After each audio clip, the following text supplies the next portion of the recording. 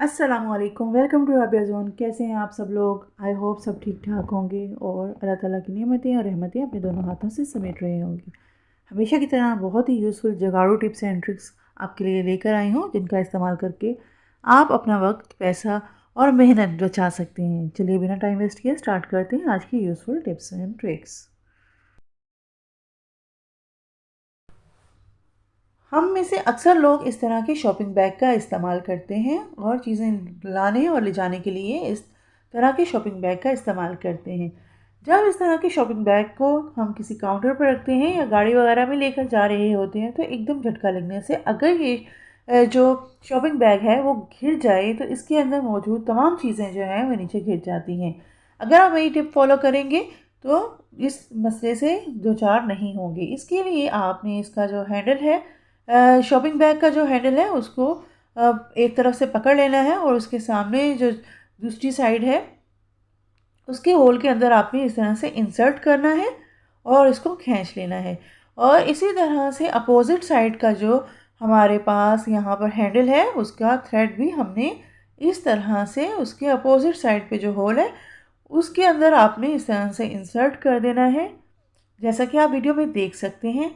इसी तरह से दूसरी साइड पर भी हमने सेम वर्क करना है और इस तरह से उसका हैंडल जो है वो हमने उसके सामने वाली साइड पर इंसर्ट कर देना है और अपोजिट साइड पर जो हैंडल का सिरा है वो हमने इसके सामने वाली साइड पर इस तरह से इंसर्ट कर देना है। अब आपने हैंडल के दोनों सिरे पकड़कर बाहर की तरफ खींच लेने हैं, दोनों साइडों से खींच लेने हैं इस तरह से, जैसा कि आपको दिखाया जा रहा है। इस तरह से सिरे खींच लेने से आप देखेंगे कि बैग जो है वो बिल्कुल बंद हो गया है। इसका जो ऊपर का हिस्सा है वो बिल्कुल क्लोज हो गया है। अब आपने दोनों सिरों को एक नोट लगा देनी है और फिर इस तरह से आप देखेंगे कि आपका बैग जो है, आपका जो शॉपिंग बैग है वो जितना भी घिरे झटके खाए आपका सामान जो है वो नीचे नहीं गिरेगा।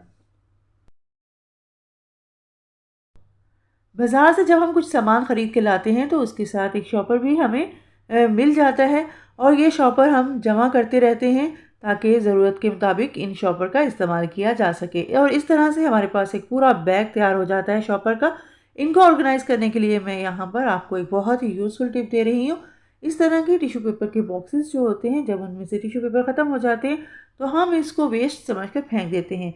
मैं इसी टिश्यू पेपर के बॉक्स का इस्तेमाल करके आपको इन शॉपर को ऑर्गेनाइज वे में रखने का एक तरीका बताऊंगी जिससे ये मैसी नहीं लगेगा। इसके लिए आपने एक शॉपर लेना है, इसको इस तरह से स्ट्रेट कर लेना है और इसका जो हैंडल है उसके अंदर आपने दूसरा शॉपर इस तरह से अटका देना है कि हाफ पर जो है, जो दूसरा शॉपर है वो हाफ हो जाए।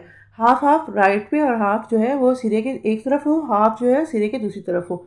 अब आपने सिरे वाली साइड जो है वो इस तरह से टिश्यू पेपर के बाहर की तरफ रखनी है, ठीक है। और इसके ऊपर मज़ीद इस तरह से आपने शॉपर लगाते जाना है कि हर सिरे के ऊपर जो है आपने दूसरा शॉपर इस तरह से लगाना है कि जो बाद वाला शॉपर है वो आधा सिरे के एक तरफ हो और आधा सिरे के दूसरी तरफ हो।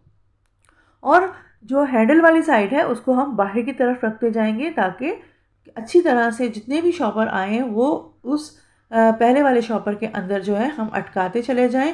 और इस तरह करते करते आप जो हैं अपने तमाम टिश्यू पेपर का बॉक्स जो है वो फिल कर सकते हैं। मैंने इस तरह से टिश्यू पेपर के अंदर जो है ये पूरे का पूरा शॉपर आपने अभी देखा था, तकरीबन 40 से 50 शॉपर थे ये। तो वो सारे के सारे जो हैं मैंने इस टिश्यू पेपर के अंदर इस तरह से ऑर्गेनाइज कर दिए।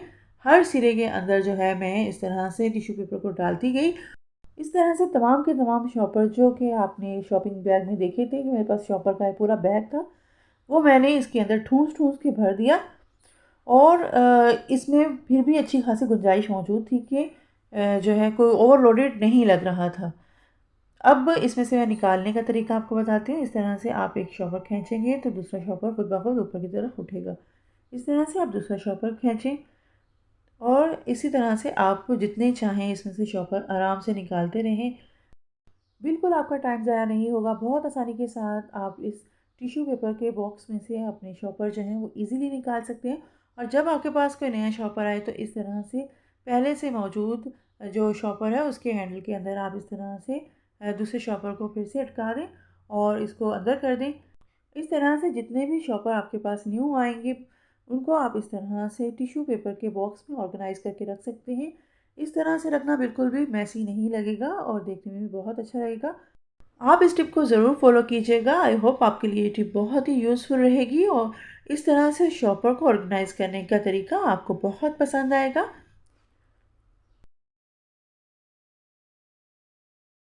मेरी ये टिप पुदीने से मुतल्लिक है और आपको बहुत ही पसंद आएगी।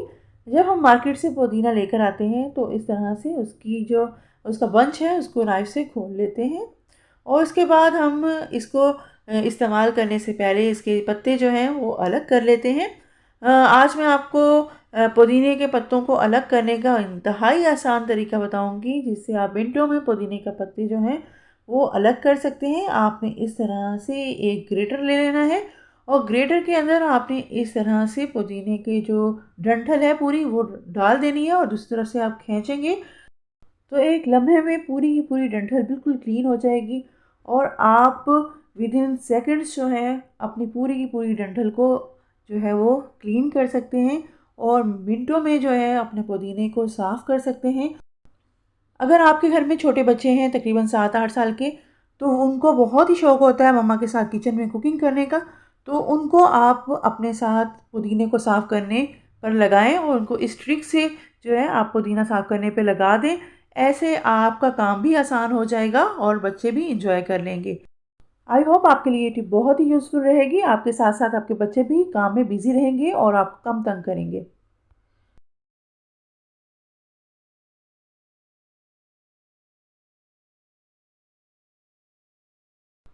मेरी ये टिप पालक से मुतल्लिक है। बाज़ार से जब हम पालक वगैरह लेकर आते हैं तो वो इस तरह से बंचेस की सूरत में होती है और हम इसको नाइफ़ की मदद से इसका बंच खोल लेते हैं और फिर इसको साफ़ करते हैं। इसके ख़राब पत्ते निकाल देते हैं और साफ़ पत्ते जो हैं वो इकट्ठे करते चले जाते हैं और इस तरह से इसका एक पूरा बंच रेडी हो जाता है।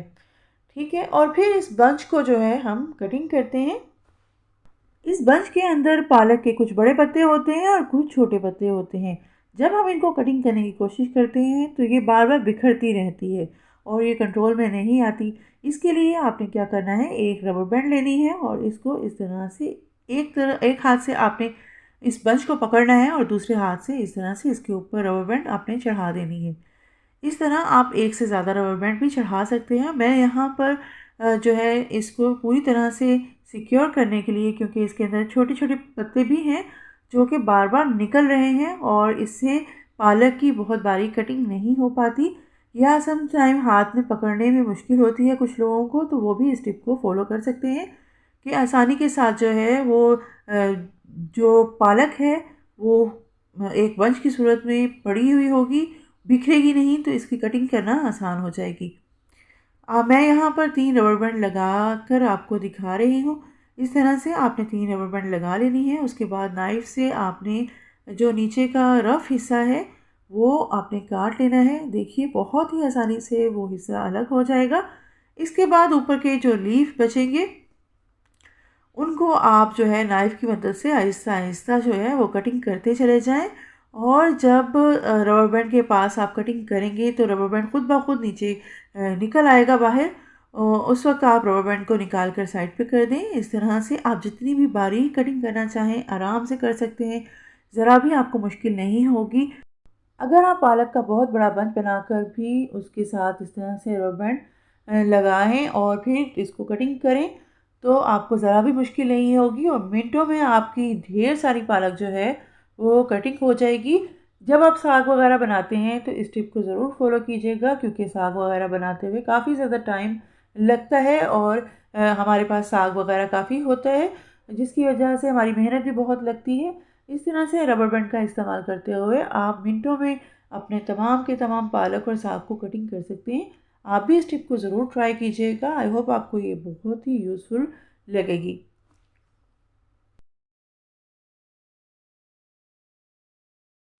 हम अक्सर नोटिस करते हैं कि चूल्हे के अंदर गैस जो है वो काफ़ी कम हो जाती है, जिसकी वजह से उसके ऊपर खाना बनाना भी काफ़ी मुश्किल हो जाता है। एक बोतल की मदद से आपके इस मसले को मैं हल करने की कोशिश करूँगी। आप इस टिप को बहुत ध्यान से देखिएगा, इंशाल्लाह ताला आपके लिए ये बहुत ही यूज़फुल रहेगी। इसके लिए आपने एक बोतल ले लेनी है और उसको इस तरह से नीचे के हिस्से से काट लेना है, जैसा कि आप वीडियो में देख सकते हैं। इसके बाद आपने गरम नाइफ की मदद से ऊपरी हिस्से को भी काट लेना है और ऊपर और नीचे का दोनों पीस जो है उनकी हाइट तकरीबन 3-3 इंच होनी चाहिए। चूल्हा जो है वो कभी कभार बहुत ज़्यादा गंदा हो जाता है और हमें इसको पानी लगाकर साफ़ करना पड़ता है, और ये पानी जो है वो जालियों के अंदर चला जाता है, जिसकी वजह से इसके अंदर मौजूद चूल्हे के तमाम पाइप जो हैं वो ब्लॉक हो जाते हैं और गैस की सप्लाई रुक जाती है। जब भी हम चूल्हे को साफ़ करते हैं तो इस तरह से स्टैंड को हटा देते हैं। उसके बाद बर्नर जो हैं उनके ऊपर आपने इस तरह से जो कटिंग किए हुए बोतल के पार्ट्स हैं उनको इस तरह से रख देना है कि वो इसके ऊपर फिक्स हो जाएंगे। देखिए, जब अगर प्रेस करेंगे तो ये इस तरह से दब जाएंगे। अगर ये दबेंगे भी नहीं और लूज़ रहें तब भी हमारा काम चल जाएगा। अब आपने इस चूल्हे को साफ़ करना है, साबुन या डिश वॉशर लगाकर जो है चूल्हे के ऊपर पूरी तरह से फैला लेना है। इसके बाद आपने एक वेट स्क्रबर के साथ जो है ये तमाम साबुन हटा लेना है। उसके बाद आप इसके ऊपर पानी अगर डालेंगे ज़रूरत के मुताबिक और इसको जो है क्लीन करेंगे तो ये पानी बिल्कुल भी बर्नर के अंदर नहीं जाएगा, जिससे बर्नर की जाली जो है वो बिल्कुल क्लीन रहेगी। ना बर्नर की जाली के अंदर पानी जाएगा और ना ही जो चूल्हा है इसके पाइपों के अंदर पानी जाएगा। और इस तरह से आपका चूल्हा जो है वो बिल्कुल भी ख़राब नहीं होगा और ना ही गैस की सप्लाई रुकेगी। अगर बर्नर गीले हो जाते हैं तो फिर इनको ड्राई करने में काफ़ी ज़्यादा टाइम लग जाता है और जो पानी पाइप के अंदर चला जाता है वो चूल्हे की क्वालिटी को मुतासिर करता है। आप इस टिप को ज़रूर फॉलो कीजिएगा, इंशाल्लाह ताला आपके लिए बहुत ही यूज़फुल रहेगी। स्टोव क्लीनिंग के बाद आप बोतलें हटा दें और स्टैंड को लगा दें और इसके बाद आप इंस्टेंट जो है चूल्हा ऑन कर सकते हैं। आप देखेंगे कि गैस की सप्लाई बिल्कुल भी मुतासिर नहीं हुई। आई होप आपके लिए आज की टिप्स एंड ट्रिक्स बहुत ही यूज़फुल रही होंगी। मज़ीद अच्छी अच्छी टिप्स एंड ट्रिक्स के लिए मेरे चैनल को सब्सक्राइब कर लीजिए और साथ में लगे बेल आइकन को प्रेस करना मत भूलिए। मिलते हैं नेक्स्ट वीडियो में कुछ न्यू टिप्स एंड ट्रिक्स के साथ। जब तक के लिए अपना बहुत सा ख्याल रखिएगा और मुझे दीजिए इजाज़त। अल्लाह हाफिज़।